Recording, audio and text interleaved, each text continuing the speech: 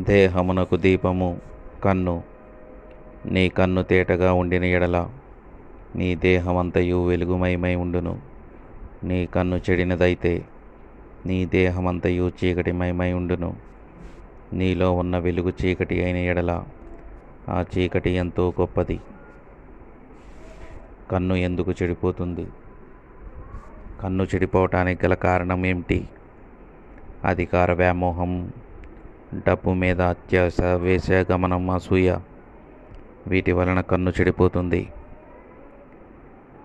మన జీవితాలను అంతం చేస్తుంది. అధికారాన్ని నిలబెట్టుకోవటానికి జీవితకాలం అంతయు దావీదును తరిమిన సౌలు చివరకు ఆత్మహత్య చేసుకొని చనిపోయాడు. డబ్బు కోసం తిన్నని మార్గం విడిచిన బిలాము ఖడ్గం పాలై చనిపోయాడు.